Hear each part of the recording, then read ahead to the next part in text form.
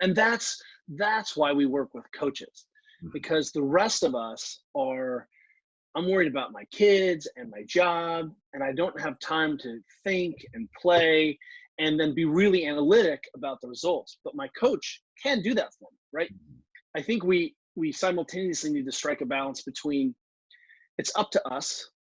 My health is my responsibility, and I should know how to take care of my sore knee if I jump and land wrong or get a little stiff. And I should know how to program for myself at the basics. But if anything, this shut down, shut in experience for me has shown us, well, there's a lot of really simple body weight programming on the internet right now for free, but coaching is lacking. And what you're going to see is we belong in a tribe. We're supposed to, and look, without getting into religion here, I'm pretty sure Jesus said, "Wherever one or more people, two or people get together, I will be there." Yeah. Like we have to belong Mhm. together as a tribe. Yeah. Muhammad said the same thing. The Buddha said the same thing. It's almost like the part of the magic of training is having a teacher and being in a class. And look at any martial arts tradition and tell me that that is not the core feature. I have a master teacher who engages and plays and teaches, instructs, and then I have serious, master students. But then we are training and learning together. That is, I mean, Brene Brown was just on 60 Minutes, and she's like, "Look, right now we are fighting against our fundamental DNA, which is stay apart." Like kids who are like, we have a whole bunch of kids in high school, one of the local high schools here, and they're congregating in soccer fields and sneaking around, and all the adults are like, "It's so bad." I'm like, dude, they are just giving into the nature that tribe and young tribe matters. Yeah. And we're going to need that more and more. So to your original point, what you're figuring out is, okay, what's the minimum effective dose, and which practices are my core practices? And something that you have done extremely well is, instead of saying, let's memorize step aerobics with vaulting, which is what it is. If I open up a parkour book, I don't know how the skills relate. I don't know what the fundamental shapes and building blocks are.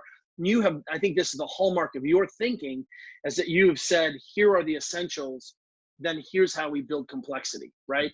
And that's easier to understand in Olympic lifting. It's easier to understand in strength training. It's harder to appreciate in more natural movement.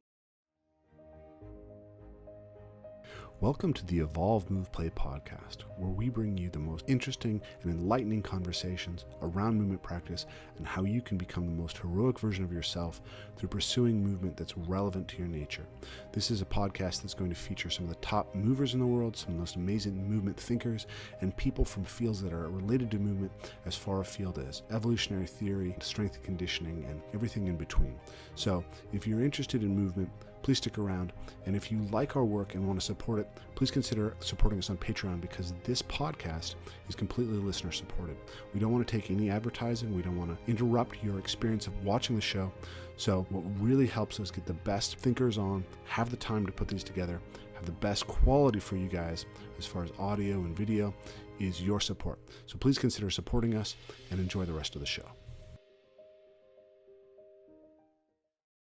Hey guys, Rafe here from Evolve Move Play. Today our guest is Kelly Starrett. So Kelly is world famous mobility expert, CrossFit coach, owner of San Francisco CrossFit, founder of what used to be called the Mobility WOD, what is now the Ready State, and general, Superman in the world of fitness.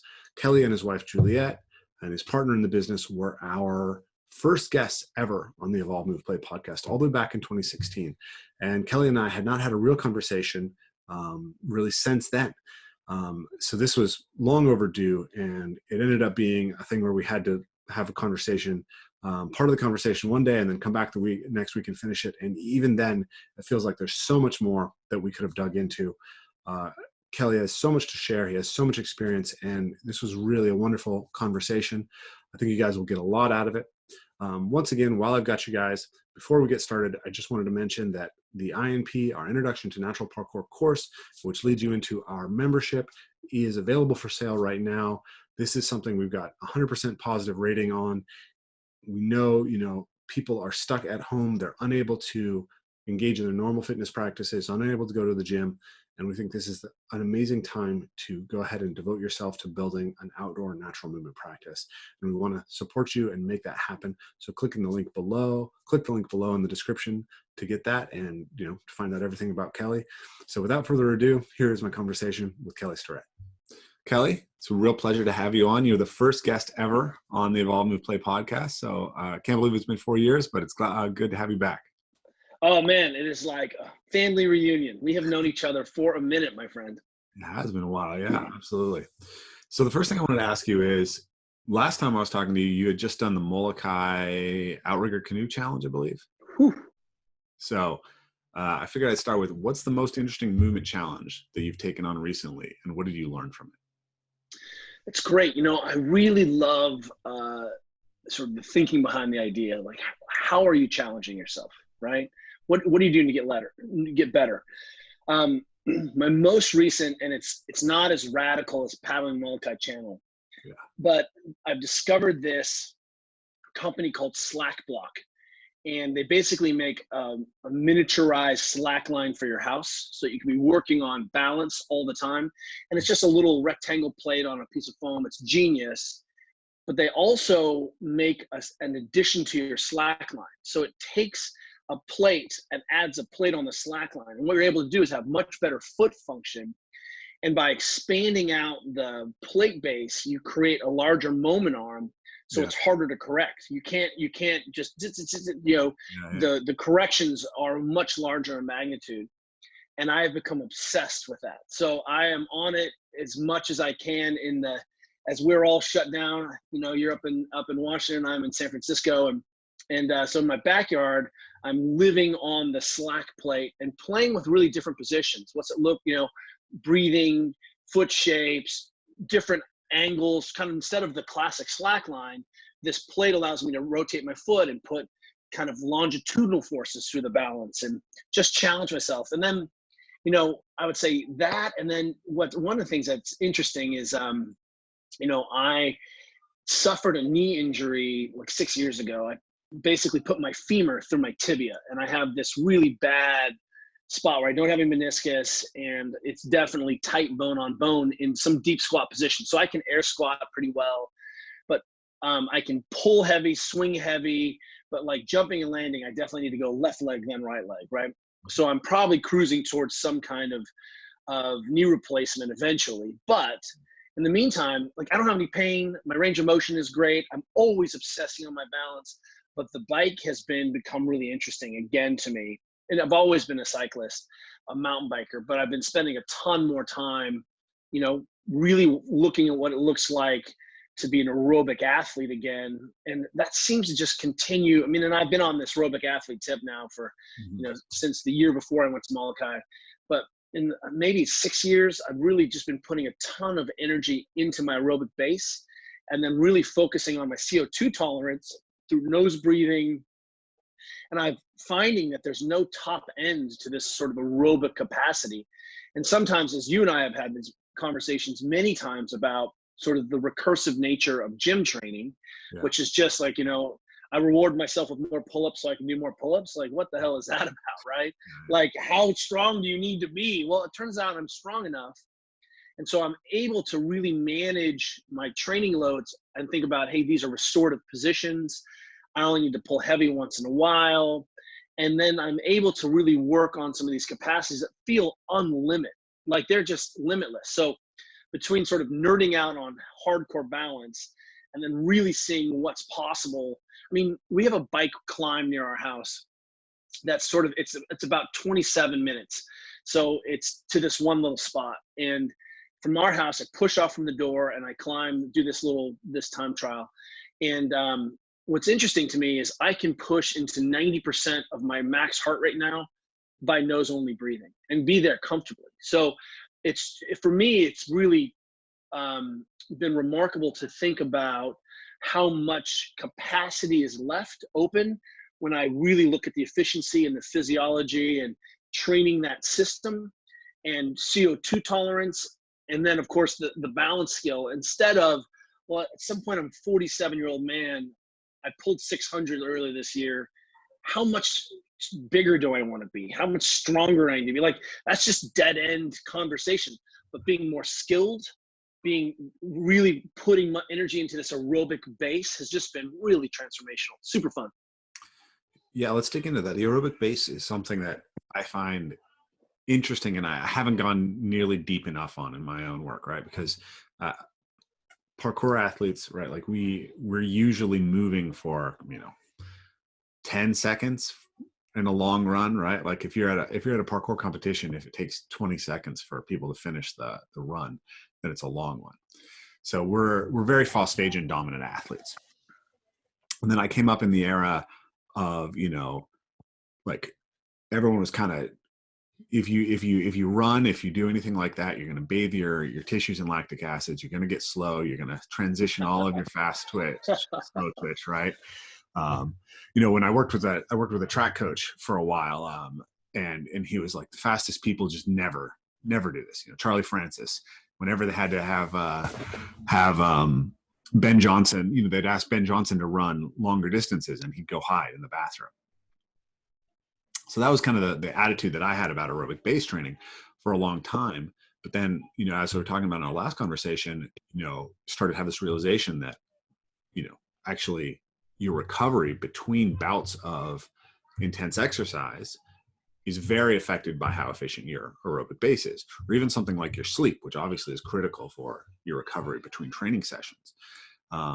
And so, and then it was influenced by CrossFit early on. And one of the kind of key claims of the very early days of CrossFit was that training primarily in the glycolytic system, like Tabata type protocols, would derive both of the phosphagen and the aerobic oxidative pathway adaptations that you need. It's like you can do, 10-minute WODs and get the true long endurance and adaptations that you're looking for.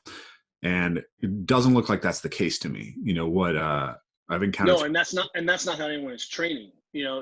So if we look at as CrossFit as a sport, which is, for whatever that is, I mean, those guys and girls are doing incredible things, running sub 6 miles, deadlifting a ton, right? Yeah. Very skilled.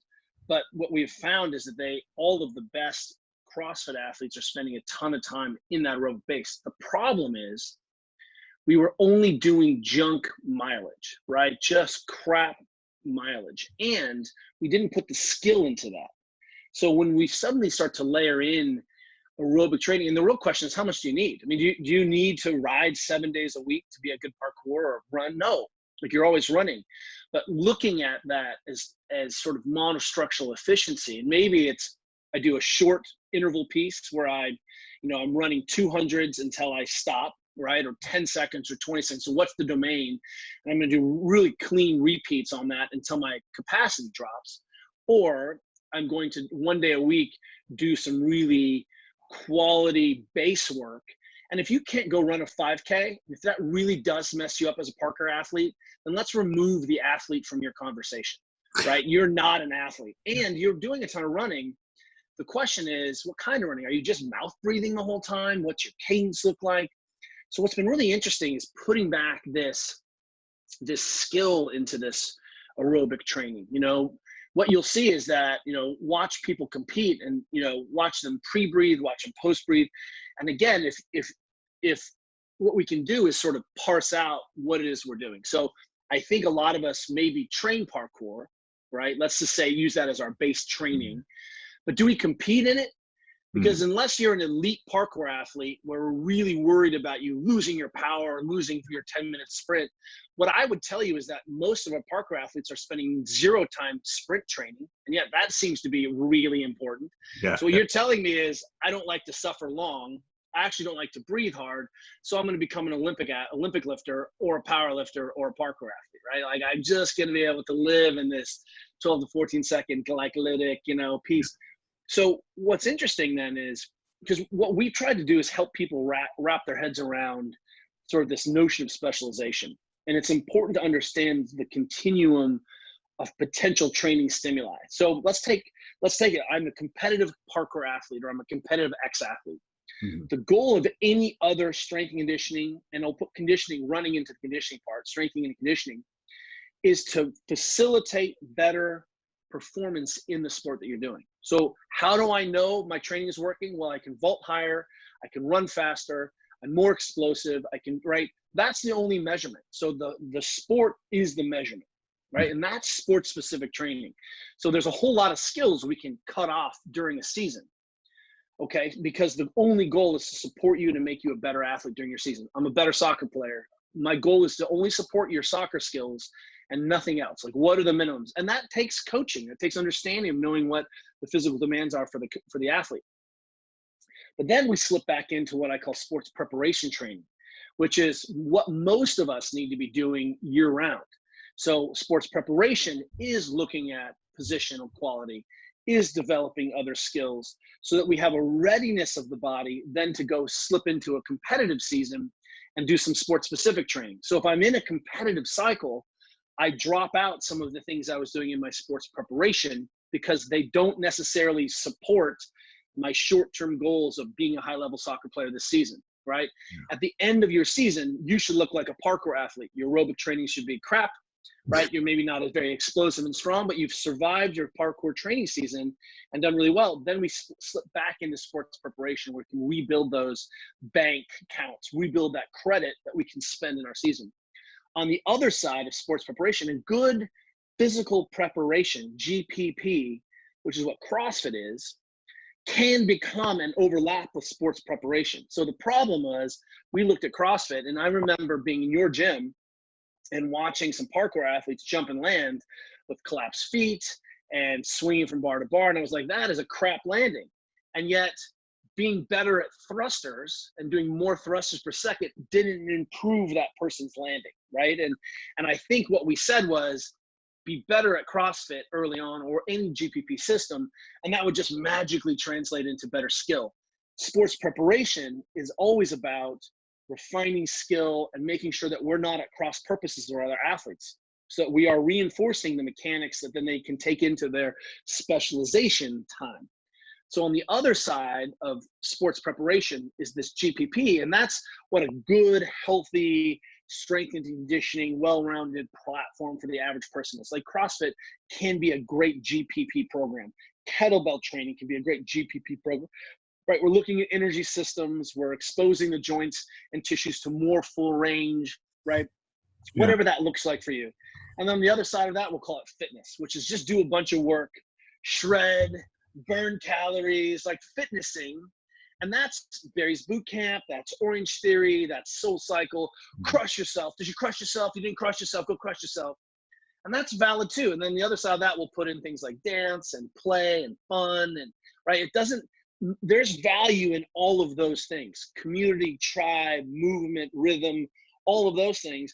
Zumba. But if it's great. I mean, go to a Zumba class, tell me you're not going to come out just grinning your ass off and feel like you connected with people, right?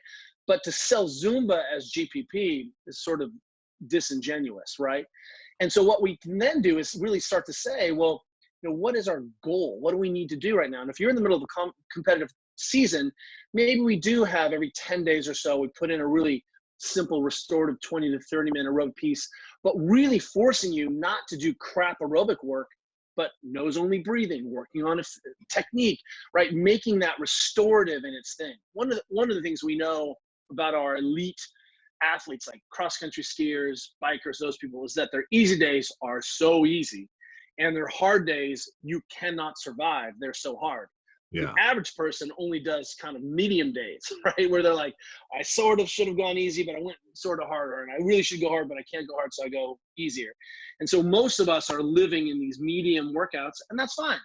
But, let's not then go into the internet and profess that we have the best way to train. And, and again, whatever is keeping you moving and is your practice is valid for me, but, right now, I can say to myself, what are my goals? Well, I want to do these long bike rides. I did the last interesting challenge I had was in September, and I rode on my bike 6 days in the desert with some friends. We did a bike camping support trip, and we rode like 50 to 60 kilometers a day through and sometimes that was 7 hours on the bike.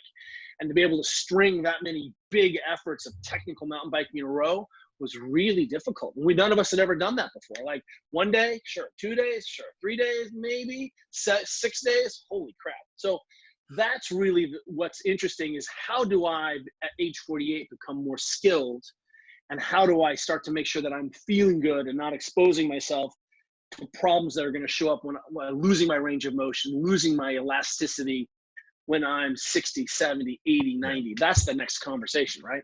Yeah, for sure. So let's back up for a second here. I wanted to I actually watched a video where you kind of went over some of the stuff that you went over, which is this idea of like, what's fitnessing, what's like training, and then what's sports specific. And I think it's a really useful way of understanding the spectrum of training. But I also think it's like there's a frame there which is interesting to break, which is the frame that the training continuum ends in the sport specific, right? Because most of the athletes that we work with they're not competitive athletes, right? Most people are not competitive athletes. And so I've been thinking a lot about the idea of like, even if you're a competitive athlete, is that the end goal, right? Why are you a competitive athlete?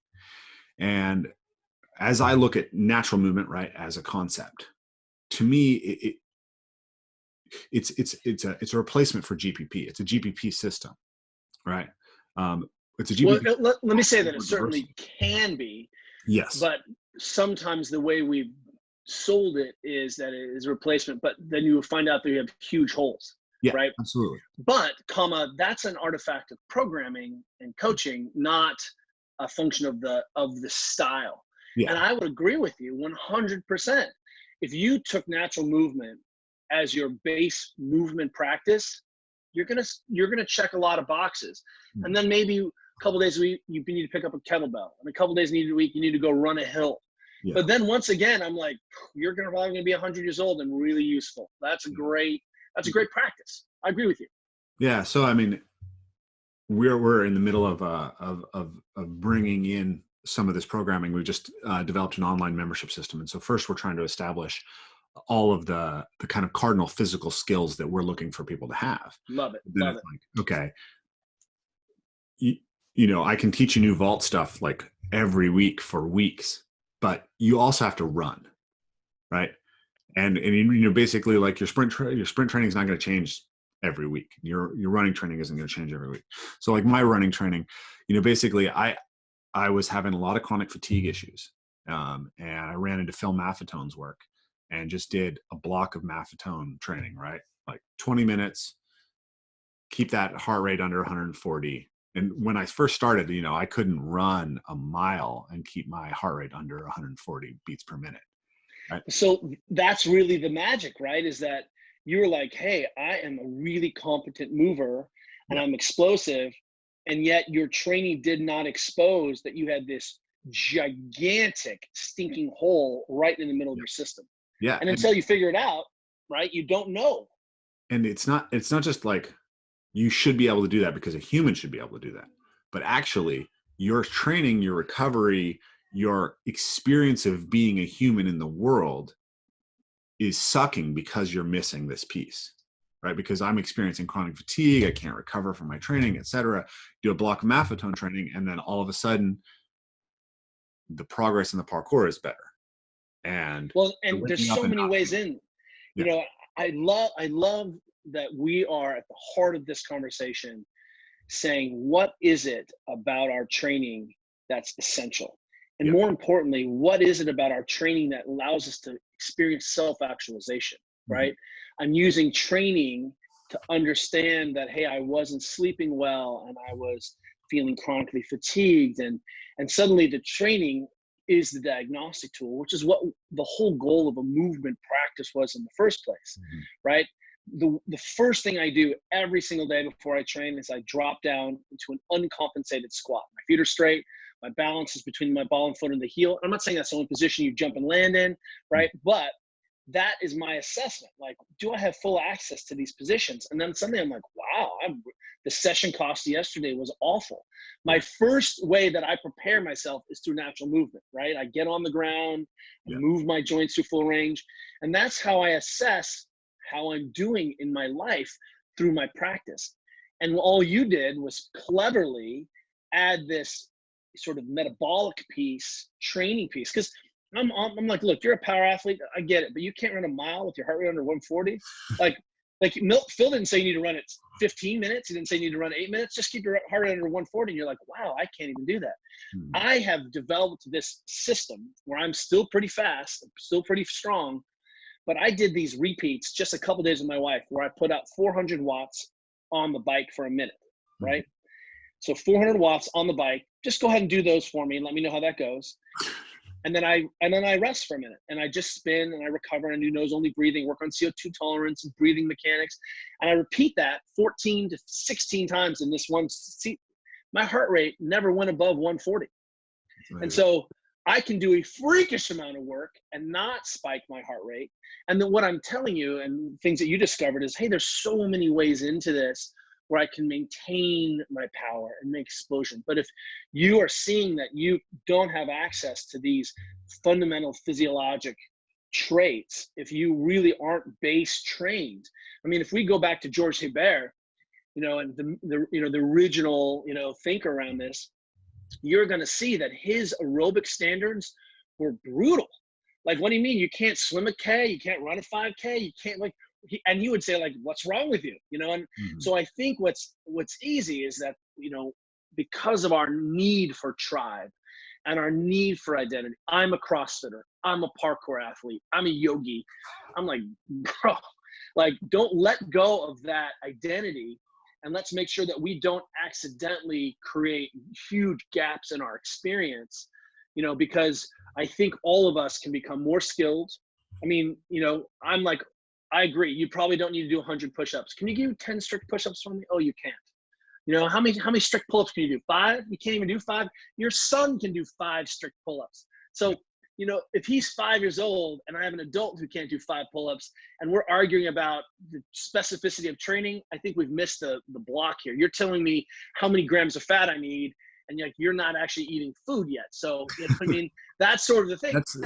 That's okay. That's the game. That's who we are as humans. Like, that's okay. That gets us here. Then we can have the next conversation. Yeah, that's that. I think of natural movement as whole food movement, right? That's right. Right. 100%. But then the question is, like, I guess my question is, the question that I've been working on is, what are the whole foods, right? And that's right. For me, playing around in trees and sparring and flipping and all that stuff, that's just like turns me on, and I can make all these great references for how that stuff is doing great stuff for you, and it is. But maybe you just have to run for a really long time every once in a while, or do something that's a sustained effort, and that might not be my cup of tea. But then if you leave this thing out, and this is what I'm really interested in, is how do we identify those things that you absolutely can't. So there's 2 concepts that I'm working with right now. One is how do we stack benefits, right? So that's right. I got an hour to move. Yeah. What does the session look like? Yeah. So I don't have to keep adding things in, right? Because then you have the kludge concept, which is, man, I did this, it's great, but now I got to do these other 7 things, right? Yeah. I don't have time for that. How do I get my free gains, right? So recently I've switched from training, muscle ups are huge piece in what we do, right? So it's really focused on muscle up training. But recently I've switched to a focus on single arm pull-up training, right? And I found that I make better progress on my muscle ups by aiming at that single arm pull-up, right? Just the pull strength development, something about that what's happening when I do that. And, maybe it has to do with the kind of rotational demands that come up when you don't have both hands fixed, or maybe it's the ability to get that full range of motion, just really, it's a little bit of like a HIT concept where you're going as absolutely hard as you can the entire rep. And I do that once a week, and boom, week to week, consistent progress. Strength is improved. But it's like I can do that in a few minutes, and then I stack all these benefits that apply to everything that I want. That's right. And that's why we work with coaches, because the rest of us I'm worried about my kids and my job, and I don't have time to think and play and then be really analytic about the results. But my coach can do that for me, right? I think we simultaneously need to strike a balance between it's up to us. My health is my responsibility, and I should know how to take care of my sore knee if I jump and land wrong or get a little stiff. And I should know how to program for myself at the basics. But if anything, this shut down, shut in experience for me has shown us, well, there's a lot of really simple body weight programming on the internet right now for free, but coaching is lacking. And what you're going to see is we belong in a tribe. We're supposed to, and look, without getting into religion here, I'm pretty sure Jesus said, wherever one or more people, two or people get together, I will be there. Yeah. Like we have to belong together as a tribe. Muhammad said the same thing. The Buddha said the same thing. It's almost like the part of the magic of training is having a teacher and being in a class. And look at any martial arts tradition and tell me that that is not the core feature. I have a master teacher who engages and plays and teaches, instructs, and then I have serious, master students. But then we are training and learning together. That is, Brene Brown was just on 60 Minutes, and she's like, look, right now we are fighting against our fundamental DNA, which is stay apart. Like kids who are like, we have a whole bunch of kids in high school, one of the local high schools here, and they're congregating in soccer fields and sneaking around, and all the adults are like, it's so bad. I'm like, dude, they are just giving into the nature that tribe and young tribe matters.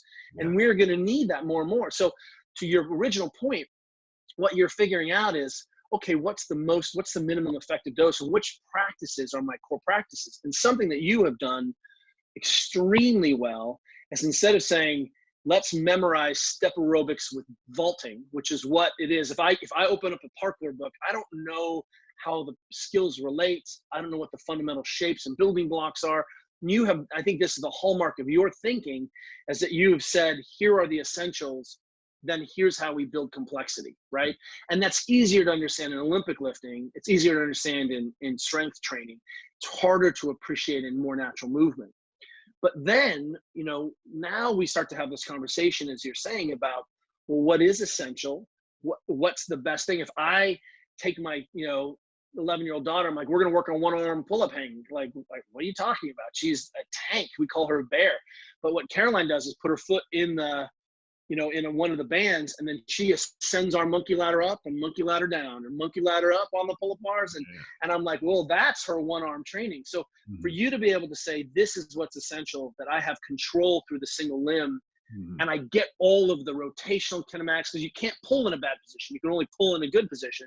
And suddenly, right, what we're seeing is it's repetition without repetition. And what we're finding out now as a decade of practice, and you are, I don't think I think people know you as this incredible natural mover. They don't know you also as an accomplished Olympic lifting coach.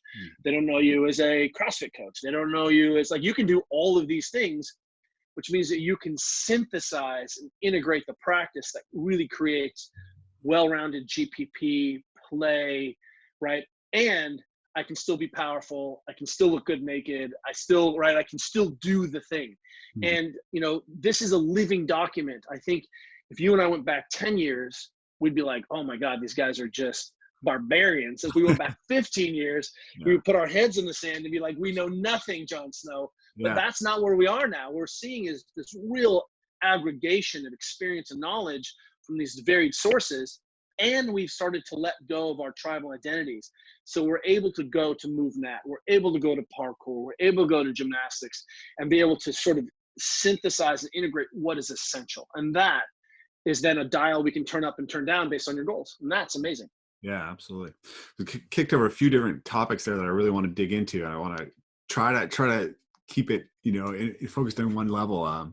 So one of them is this idea of like meaning in movement. Right. And this has become a core aspect of what we're doing. So I want to dig deep into that.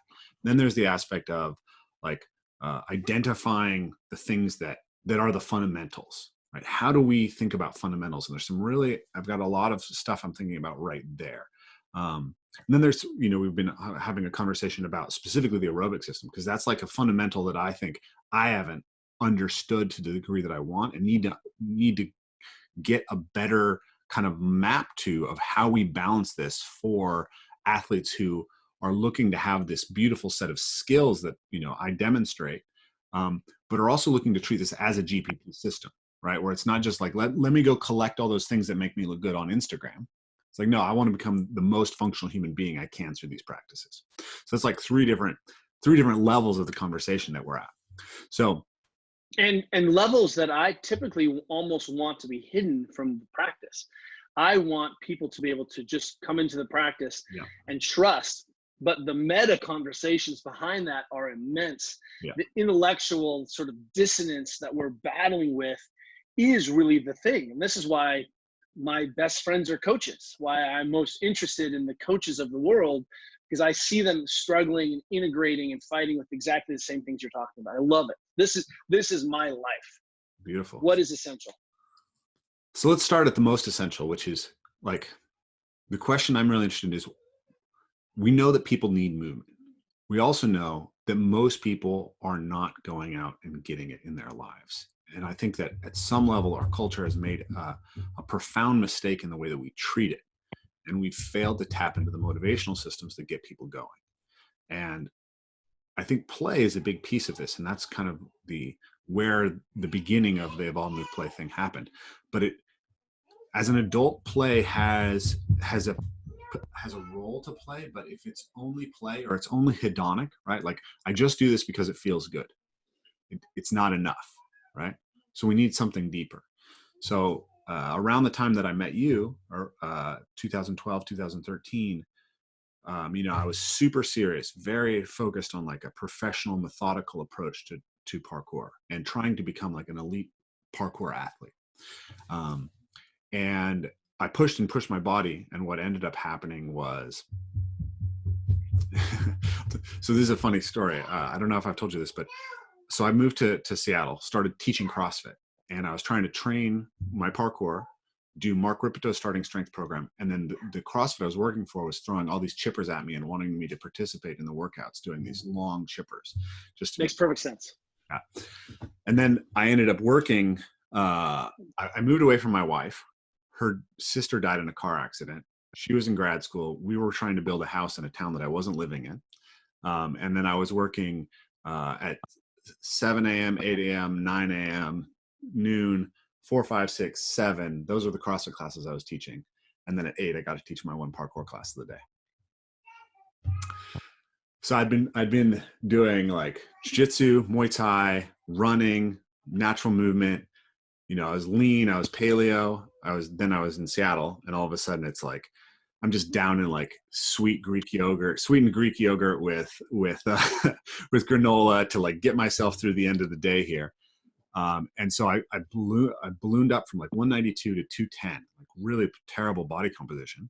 But at the same time, I hit a 223 Fran, a 147 Grace, and like a 440 deadlift. But my movement quality went to shit, right? Absolutely shit in my parkour. So then I went super intense, like intermittent fasting, calorie reduction, low carb.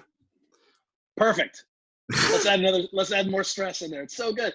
This is exactly why I have a coach who's done all this stupid shit so that I don't have to make these mistakes. So here's the story of what happens, right? So I get myself down back to 195. I'm like 10% body fat. And we set up the very first parkour competition on the West Coast, right? And in that competition, I'm running it, and I'm also trying to run in it, compete in it. Of course. And during the demonstration of the first event, I fell off in a really weird and atypical way, and then I had a panic attack. So then over the course of the next few months, I love that your brain and body is throwing up every flare, every signal, and you're like, just need more Greek yogurt. Yeah. So then I hit, so over the course of basically 18 months, I had 2 back spasms. I tore ligaments in both my feet. I subluxated my cuboid bone. I re-injured an old rotator cuff injury. Of course. I healed up from all of that, went out and, went from training 4 or 5 hours a week because I was injured to 20 hours a week, traveling, going to all the other parkour gyms. I come back and I knew, like, I had this weird, like, clicking in my ankle. Like my ankle would, if my ankle everted, too far, I would feel it click, and there would be this pain, and I'd have to grab my ankle and pull it out until it clicked again, and then it would go away. And I was having calf cramps all the time. Weird. So I was like, I know my body needs a rest. I'm going to do one more parkour jam, and then I'm going to take a rest. And on that day, I was like Superman. Nobody else could do the jumps that I was doing. I was first trying everything, and then I tore my Achilles tendon. The issue was, one of the fail safes is that you need to be in a training environment. So we talked about, Brene Brown, the heart of what she was saying on her 60 Minutes interview is that we are designed to be together. Yes. Right? Yeah. And so let's extend that to, I have training partners. If I don't have a coach, I have a training community. I have 2 or 3 people who are like, dude, you need to lay off, because it is hard to have perspective. What I would say is your experience is strange. Like in retrospect, you're like, oh my God, you're an idiot. But the fail safe was we hadn't educated the experience around it. We didn't know how to integrate the food. We really didn't a few years ago. And I would say, what an idiot you are. But remember, I ended my paddle career by creating a nerve traction injury through my neck and an overuse injury through a nervous system where my hand went numb. And that was because I was paddling 11 to 13 times a week and going to the gym 3 or 4 times a week and riding my bike to the pool to swim, because we were going to outwork everyone. And I outworked myself right off the national team. And when I started asking everyone, everyone's like, oh yeah, we knew this was going to happen. It always happens. I was like, what, you mean, why didn't someone say something? So, this is where we have a chance to really integrate these practices and also say what's essential, how do we know? And we also have to really be able to put the brakes on and say, hey, look, you shouldn't compete right now. You're not set up. I'm working with a cyclist who, her name is Kate Courtney, and I'm going to point out to you, if you don't follow, it's Kate plus Fate on the Instagram. Okay. She is the world champion 2 years ago, and then last year in mountain biking, and then last year won the overall World Cup. And she did that in her first and second year on the tour as a senior, which is unbelievable. She's 23. But I've never met an athlete with more road, like runway ahead of her, of them, and any of the athletes I've worked with. She takes care of her sleep and prioritizes her sleep first. So she's the queen of naps. She follows and tracks on Whoop, right? She eats whole foods. Like, she is the next generation of all the stupid mistakes we made. And she feels safe. She trains at home. She keeps her life simple and is able to get so much work done. When we watched, everyone, of course, in your community has seen Free Solo, right? With Alex Honnold. Oh, yeah. And look at when he did that, how simple his life was. He slept in his van. He didn't really have tech. He climbed. He ate. He slept in his van. And there was no distraction, no what is essential. And he was able to get a lot of work done. And as modern humans, we're sort of paralyzed by all of the things. Can you imagine going 20 years back and being like, I'm paleo, I'm lifting, no one could have handled that volume. And so the failure at that moment for you was that no coach said, stop it, you're being an idiot, right? Yeah. How do we know? Second is that you didn't have a training group that was sophisticated enough to handle the loads and what you guys were doing, because you were alone. And so it's really crucial that we come back, especially in this time, to remind ourselves our training partners aren't just cheerleaders. They really allow us to inflect and know what's going on. So Juliet's my training partner. She gets on the bike and she's like, man, I just don't have it today. I'm like, great, shut your mouth. Let's do some recovery. It doesn't mean we need to shut the system down. I think that's been the mistake. You need to turn off. I'm like, do you really need to turn off? Because I'm pretty sure I can work on my balance and brachiate and play, even if I'm trashed. I just don't have to be intense about it, right? So I can continue to move and play, but that is a candle that you cannot light in 6 different places, and you figured it out. I mean, it's just our fault that we did not grab you and shake you and be like, knock it off. Yeah, we had the problem of being a pioneer is that nobody else has gone down that path. I mean, there were other That's guys who went right. down that path, but they were all in France or I in, didn't know there was a U in parkour for a yeah, long time, yeah. right? So, I think that you really were that first gen, Mhm. and that's where it's crucial that we make connection to the masters and really try to understand why did they think what they thought, Mm. what were their practices, and when we start to ask those questions, a lot of this heavy lifting has already been done for us, right? It's up to us to stitch it together and synthesize it. And we saw a generation of CrossFitters when the paleo hit, and they're eating their sweet potato and managing the carbs. I'm like, you're at the CrossFit Games, you need to eat. Yeah. And now, if the number of carbohydrates those pure glycolytic CrossFitters are eating, doing their thing, would stun you, and yet their blood work is fine. But Mm. they have figured out we have to fuel versus a decade ago when we are like, carbs are bad. They were like, really? Are they? Fuel for the appropriately, right? Like, That's right. That's right. I mean, I've just gonna. So I went through an interesting experience recently. So I've had some kind of digestive autoimmune thing, I think, for a really long time. Um, I think my gut started. I got vitiligo, right? So that's white bleaching of my skin when I Yeah. was 12 years old, autoimmune condition. So, so a number of my friends have like been experimenting with carnivore, like your buddy Mark Bell, right? So but what I heard was a lot of people are having success overcoming these autoimmune conditions. Healing your gut. Yeah. So I did it, but I did it with really this intention that it was like, it's not the solution long term. It's a way to reset the system and understand how all the other things actually impact the system. So I'm not I trying to get rid of suspect carbs. eating carnivore is really an elimination diet. Exactly. You're eating a ton more collagen, which you probably weren't getting enough of. Yeah. And then you eliminated a whole bunch of things. Because I tell Mark Bell, I'm like, really, you think blueberries are the reason we're so fat? Is that what it is? It's all the carrots.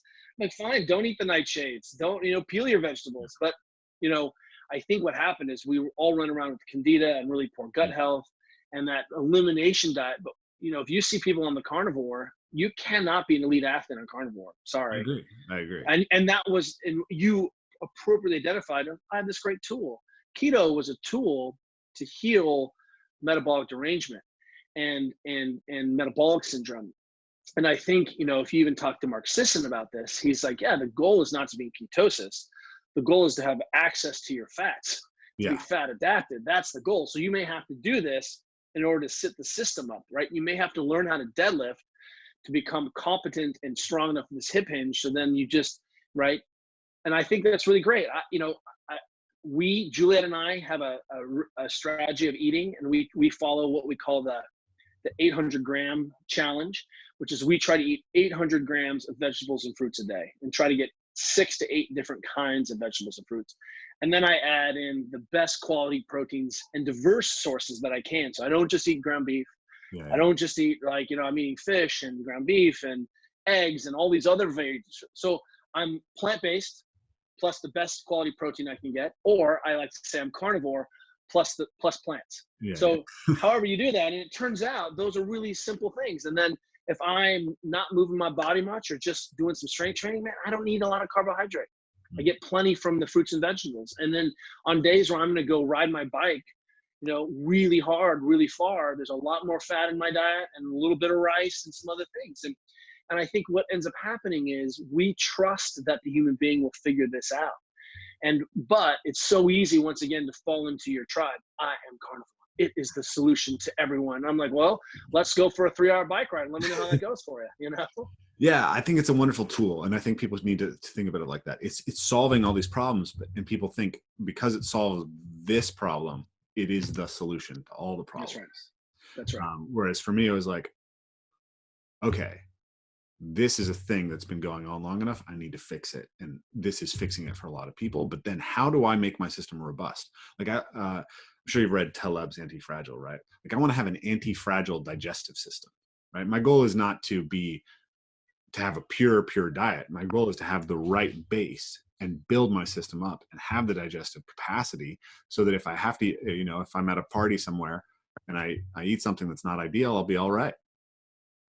Well, you're nailing it, and I think I oh, lost hang your on a video second. there.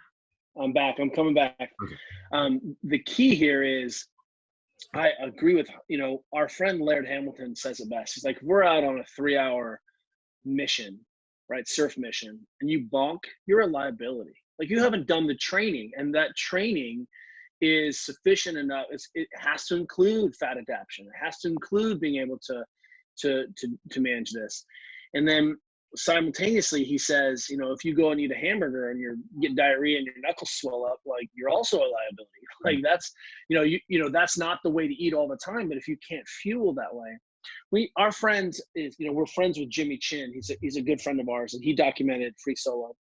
And when his movie Meru, he talked about I pulled him aside and was like, tell me what the down climb was like on the first failed summit attempt.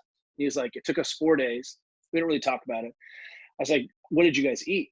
He's like, we had a third of the Cliff Bar a day for 4 days. Each person got a third of the Cliff Bar.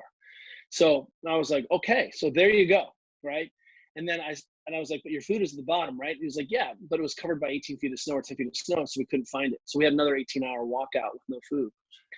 And it was that day where I realized it was way too precious with fueling. I wasn't, I'm not. We have dressed up our eating as a way of control and a way of personal identity. And if you can, I would even say, it's identity, and it's totally reasonable to do that, right? Political affiliations, lazy tribalism is our food cultures. But on those days, sometimes I'm like, I'll just take some water and go for a ride. I'm like, I'm not perfectly fueled. It's not great, but it's not the limiting factor, right? And of course, I don't do that all the time, but it really helped me to, disentangle my emotional feelings around food with performance and fueling. And clearly, we want you to eat whole foods, right? And as many diverse sources as you can afford, and the best quality of food you can afford. Do the best you can, but white rice and carrots, maybe not the enemy, right? And eating kale and ground beef, and you can, and there's still a lot of choice in there. I look at the carnivore people and I'm like, wow, you eat a steak. Like, are we only designed to eat one fuel source, which is steak, right? What about, and they're like, we'll eat eggs. I'm like, what about fish? What about game? What about, there's lots, if you're going to do that, there's lots of animals you can do. And I suspect sometimes in this eating thing, we adopt, just like in our movement practices, things that like sort of a confirmation bias. Like, I don't like to breathe hard, so I become an Olympic lifter, right? I don't like to eat vegetables because, man, I don't like vegetables, so I'm carnivore. Instead of saying, hey, there's a specific tool, let me be an N of one, an experiment of one. And that opens it all up. I mean, if you're afraid to eat a vegetarian meal because you're missing protein, like, you're missing the point, right? Like, it's beautiful foods. If you're afraid to, fast for a day because you lose your gains, like, you have big problems too. So I think we can be really playful in that, in that structure of how we're doing this and managing this, and continue to come back to our first practice. How do you know your running is too much? Well, you're sucking at parkour. That's how you know, right? How do you know if your eating is crap? Well, you weren't able to make it through a parkour workout and your recovery sucked. I'm like, well, great, that's information. So let's use the practice and the play as the diagnostic tool, which is our original hypothesis to becoming better humans. My attitude on the aerobic base work and power athletes was like, well, if Clyde Hart can get Michael Johnson fast enough to do 1932 using a long to short system, I don't think that it's going to hurt me. That's probably true. Right. Well, that's fast enough. I got to tell you, man, I love talking with you. Mm-hmm. I am getting pulled into the 17 more crazinesses with our businesses right now, but let's pick up this convo because, you discovered, I was really trying to understand strength and conditioning, Mm-hmm. And probably I was getting enough play through my paddling, through some of the skiing, through the skateboarding, right? The things I did, and really, in all honesty, love parkour, love natural movement, but didn't do enough of it when we first met. You know what I mean? Yeah. And really, And that's just because that was my movement choice. Mm-hmm. And what I just continue to appreciate is, you know, is to be a dilettante. And we usually say, you know, that sort of has a negative connotation, right? Mm-hmm. But play, play, play. And what I think is, you know, every once in a while, every couple of weeks or so, Julie and I drop into a yoga class, a hot yoga class. Nice. And, you know, it's not our jam. We don't want to go to yoga every single day. It's not the thing that lights us up, you know, but we go there and we're like, wow, you know, how is my heat tolerance? How did I, you know, I really need to spend more time balancing on one foot, you know, and sometimes I go in there and I slay it. And I'm like, wow, look at this. I was able to take my skills and transfer them to the other skills or transfer them to the other task. And that's really, I think, the definition of useful is this notion of how quickly can I pick up a new skill set or occupy a new role in a new skill instead of mastering the step aerobics with weights in my little tiny domain. How well do I understand my domain so that I can go play in these other domains and not get trashed? And this is a lifetime's worthy practice. It's a worthy task for the rest of our lives. Yeah. How do we become human movers, right? That was one of the other questions I had written down for you. Sounds like you're really pressed for time. Is that correct? It is. I'm getting texts from my wife just saying, oh my gosh. Okay. So, what I'd love to do, if we could, is like pick this up like even next week and try to finish the conversation, because I feel like there's a lot more that I wanted to get into about the movement, the meaning of movement, how we build the mover, how we understand the mover. Would that be all right? Yeah, sounds great. I think having a part 1 and a part 2 makes total sense. You know, so I think we can just run it, because my conversations run that long anyway. So great. So I'll let you go, and we'll just I think I still have your calendar thing, so I'll just schedule another call in, and we'll keep the conversation going. Thanks, buddy. I appreciate you. Yeah, absolutely. Talk again soon. See you next week. Thanks for listening to the Evolve Move Play podcast. If you want to support what we're doing, make sure to like, share, subscribe, and hit that notifications button so you know what's coming up. And of course, the biggest support you can give is to become a Patreon supporter. This is what's going to allow us to grow this platform more than anything else. So this is entirely listener supported, and we really appreciate your support. And we look forward to talking to you again soon.